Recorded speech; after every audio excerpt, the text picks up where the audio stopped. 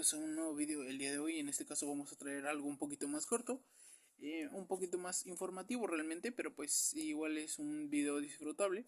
Es tipo formato algo podcast y a la vez no, ya que pues tenemos obviamente claramente imágenes acá.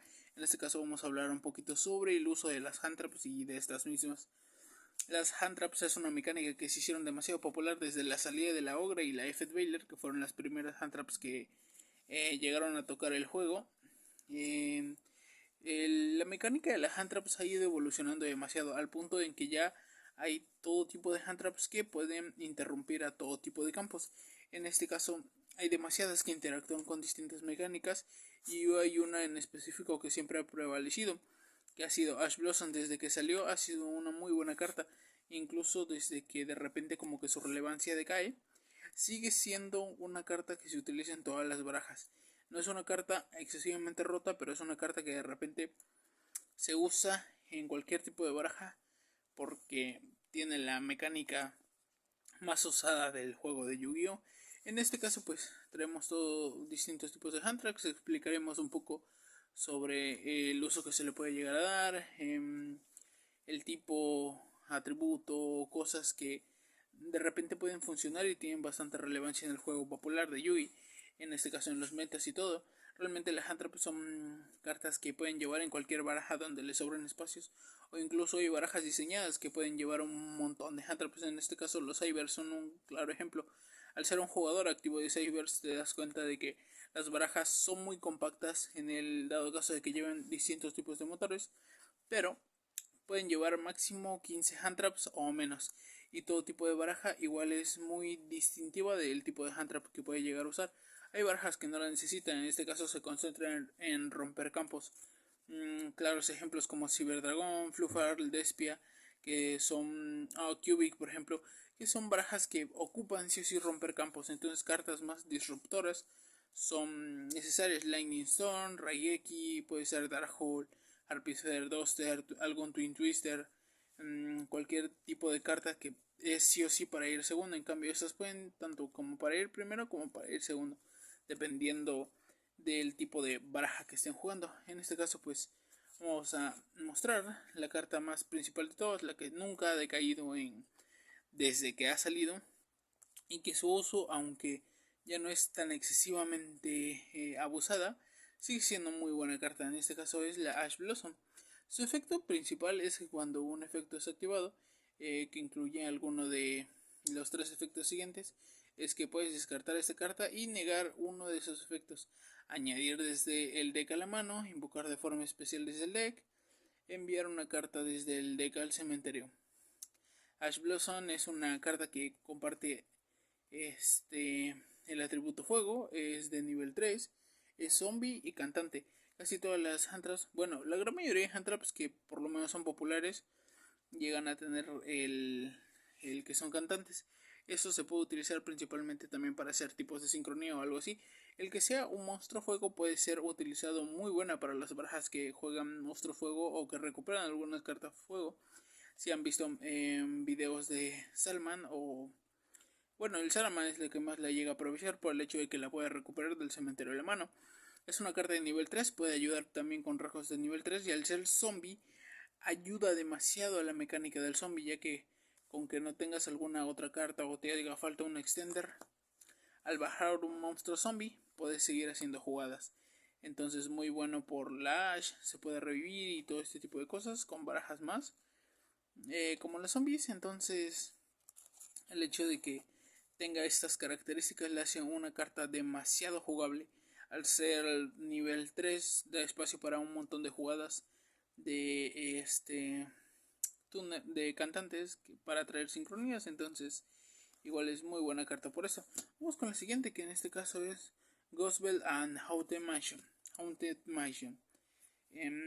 Perdón ahí la pronunciación de inglés, pero pues su efecto es que cuando esta carta es activada, que incluya, cuando una carta o efecto es activado que incluye uno de estos efectos, puedes descartar esta carta de tu mano y negar este efecto. En este caso de añadir del cementerio a la mano o al deck o al extra deck, desde convocar special desde el cementerio o desterrar desde tu cementerio. Esta carta es muy utilizada también en las barajas zombie y todo esto, ya que es una carta que puede ayudarte a proteger tanto cartas de tu cementerio como para poder interrumpir al rival que llega a jugar bastantes cartas en cementerio. Hay un montón de formatos que pueden llegar a utilizar cartas que incluyen interacciones con el cementerio. Por eso esta carta de repente se vuelve una carta muy popular en el uso de la misma, al utilizar cartas como barajas zombie, barajas que tengan cantantes o que puedan recuperar incluso monitos tierra. Esta carta puede llegar a ser muy buena. Es como prima de la misma Ash por el hecho de que comparte algunos atributos con la misma, solo que en este caso es con el propio cementerio.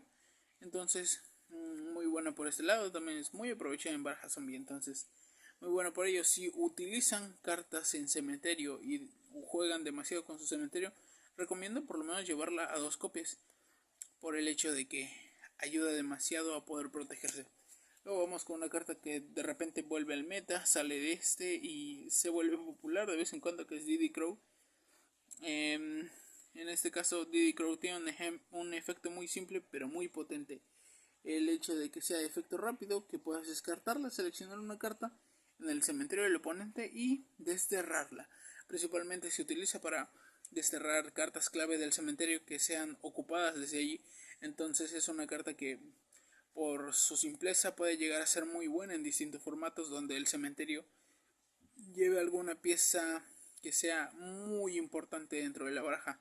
Realmente se utiliza para más destrucción o alguna cosa de que pues simplemente necesites eh, quitarte algo del cementerio del rival, pero pues el hecho de que sea atributo oscuridad y que sea nivel 1 puede dar a jugadas un poquito interesantes, principalmente hacerle incurivo en dado caso de que no tengas alguna otra cosa, y que sea oscuridad si alguna baraja pues aprovecha algunos monos oscuridad para recuperar y todo eso.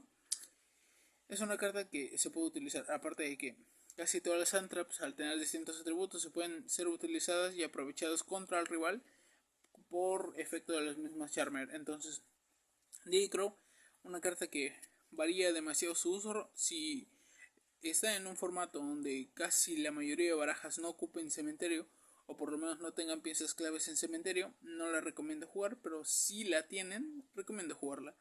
De 3, 2 copias, varía demasiado su uso. Luego tenemos una carta muy importante, Droll and Lockbear. Droll and Lockbear tiene un efecto igual simple pero muy potente. El hecho de que si una carta se añade del main deck de tu oponente a la mano, excepto durante el robo, tú puedes enviar esta carta de tu mano al cementerio y por el resto del turno ningún jugador puede añadir desde su main deck cartas a la mano. Es un efecto muy potente. El hecho de que sea Spellcaster igual ayuda a algunas barajas que jueguen con demasiados Spellcaster. Es una baraja que es viento, por lo cual no está muy bien aprovechada realmente, pero es una baraja que de repente puede llegar a dar juegos. Hay cartas a las cuales le pesa que le lances un troll. Cualquier baraja que tenga costumbre de añadir desde el deck a la mano es una baraja que posiblemente falle demasiado control. Hay un caso, por ejemplo, con el Gobuki que es directamente lo mata, con el Flugal que directamente lo mata. Entonces es una carta muy buena, y dependiendo igual de los formatos o dependiendo del side deck o del tipo de baraja que usen, pues recomiendo jugarla realmente a 2 copias. Considero que a 3 no va tan bien, pero pues me gusta jugarla cuando se puede o cuando entra.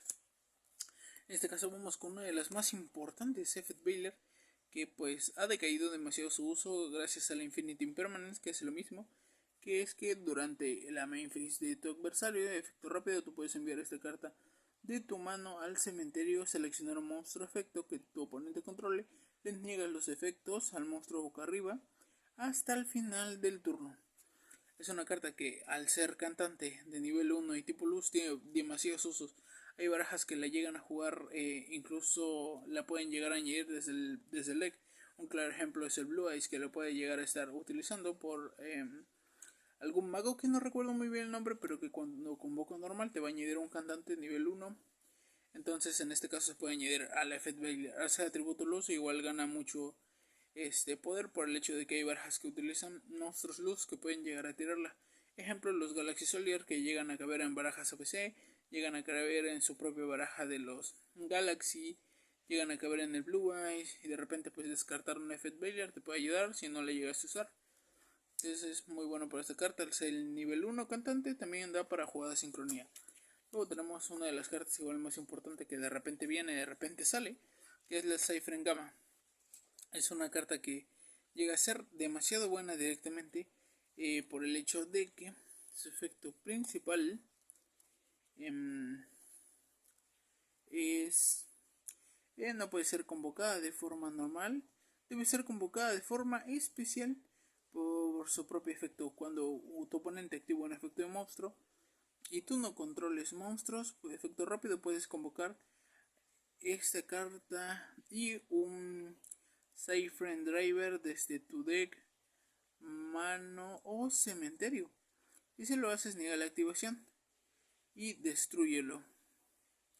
Durante la endphase destierras esta carta boca arriba junto con el monstruo convocado de Special.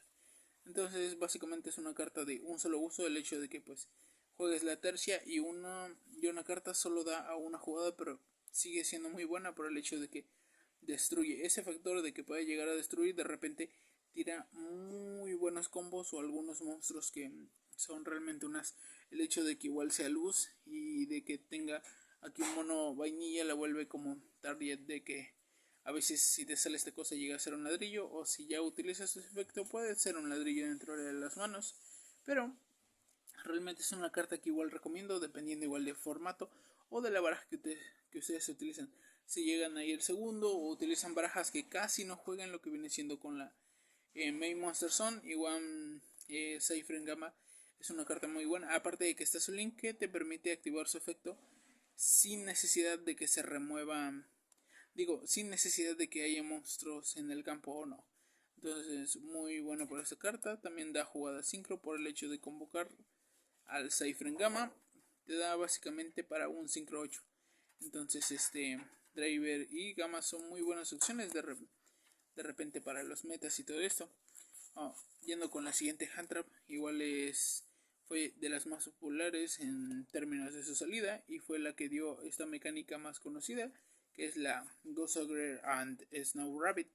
Básicamente lo que es esta carta es que cuando un efecto de monstruo es activado en el campo, o cuando una trampa igual o una magia es activada boca arriba en el campo, puedes enviar esta carta de tu mano o campo, también muy importante, al cementerio, destruir la carta en el campo y solo puedes usar un efecto igual de la Ogra una vez por turno. Al ser una carta de atributos le da también un plus al poder ser descartada con Galaxy Soldier. Al que sea tuner también da para jugada sincro y el que se pueda activar desde ese campo igual da un plus por el hecho de que la puedes enviar al cementerio y así destruir una carta. El hecho de que dé una destrucción da para barajas que ocupan sí o sí destruir algunas cartas. De repente vuelve a los formatos, de repente puede llegar a ser bastantes jugadas buenas. Varía demasiado su uso, pero pues igual se recomienda de 2 a 3 copias, a veces a 1. Yo en mi caso personal lo llego a jugar a veces solo a 1 para tener más copias. Pero pues es una carta igual muy buena. Si juegan por ejemplo Teleport o alguna carta que convoque monstruos psíquicos, igual es muy buen target para esto o para seguir teniendo jugadas. Siguiendo con la siguiente carta, que es una de las que más populares de repente se ha vuelto, principalmente por una baraja que se me va el nombre actual, pero es la de los pingüinitos, que básicamente no juega cementerio. Entonces Dimension Shifter es una carta muy buena. Su efecto es que si no tienes cartas en tu cementerio, efecto rápido, puedes enviar esta carta de tu mano al cementerio hasta el final del siguiente turno. Si esta carta cualquier carta que sea enviada al cementerio es desterrada en su lugar. Okay, es una carta que realmente solo tiene igual un uso. Si la llegas a tener en mano en primer turno es muy buena, pero en el dado caso de que no tengas carta, en que ya tengas cartas en su cementerio, es un potencial ladrillo. Entonces en ese caso el utilizar es muy riesgoso, pero si tu baraja depende mucho de cartas removidas o que no uses cementerio, es una muy buena carta.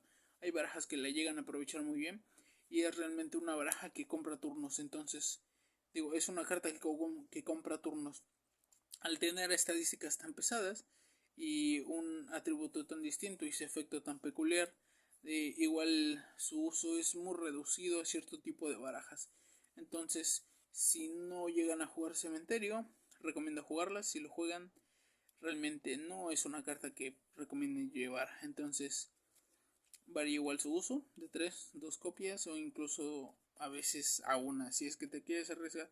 Pero si quieres maximizar su uso, obviamente a 3 copias. Luego tenemos Nibiru. Nibiru es una de las cartas igual más importantes, porque hoy en día se utiliza mucho la convocación especial, por lo tanto es una mecánica muy ocupada. Y al poder activar su siguiente efecto, que es que durante la main phase, si tu oponente convoca de forma normal o especial 5 o más monstruos, efecto rápido, puedes tributar todos los monstruos boca arriba en el campo que sean posibles. Y si lo haces, convocar esta carta de forma especial desde tu mano. Convocas una Primal Bang Token, Rock, Luz, nivel 11, ataque, interrogación, defensa, interrogación, en el campo de tu oponente. El ataque del token va combinado con el ataque y la defensa original de los monstruos. Solo se puede utilizar un Nibiru por turno. En este caso, Nibiru es una muy buena carta por el hecho de que tributa el campo, limpia básicamente, y te da un cuerpo a ti y un cuerpo al oponente, pero pues es muy fácil de quitar. El hecho de que sea igual atributo luz puede ayudar demasiado a poder ser descartada o a veces aprovechada para recuperar. Hubo una baraja incluso que la podía añadir desde el deck, que si más recuerdo era esta que excavaba monitos, el Chronomal. No recuerdo muy bien, pero igual la podía buscar. Hay un Exig de hecho que llega a buscar monos roca, entonces si juegan barajas roca, igual es una muy buena carta que se pueden llegar a añadir. Igual depende mucho su uso o del meta actual. Entonces puede llegarse a jugar de 1, 2, 3 copias. Varía demasiado su uso. Y por último, una de las más importantes, que es Infinity Impermanence. La Impermanence fue popular desde que salió, ya que su efecto es que seleccionas un monstruo boca arriba que tu oponente controle, niegas los efectos hasta el final del turno. Y después, si esta carta fue colocada antes de la activación y está en el campo, cuando se resuelve por el resto del turno, todos los demás efectos de mágicas y trampas en esta columna son negados. Si no controlas cartas, puedes activarla desde tu mano. Por obvias razones es una de las mejores hand traps, por el hecho de que al ser activada desde mano, da el plus de que no puede ser denegada con un Call by the Great o algo así. Entonces llega a ser una carta muy excepcional de repente para parar combos. Hay barajas que les afecta demasiado que le tiran un impermanence, y ya que es un poco difícil de negar, pasa demasiado. Es una carta que recomiendo jugar de 3, 2 copias, o si son muy arriesgados igual a una. Pero pues es una carta que depende demasiado su uso. Al ser trampa es carta de un solo uso, pero no por ello le quita el mérito de que sea una de las mejores. Entonces, repasando todas las hand traps, cada una tiene su peculiaridad, su propio efecto, y cada una sirve para distintas opciones. Probablemente me olvidé de varios tipos de hand traps. Si es así, comenten en los comentarios y tal vez haga una siguiente parte de este video siguiendo con todas las demás, pero actualmente son las más importantes o que considero que son importantes. Depende mucho de ustedes llegar a jugarlas, pero si pueden llegar a jugar hand traps, recomiendo poder llevar alguna de ellas.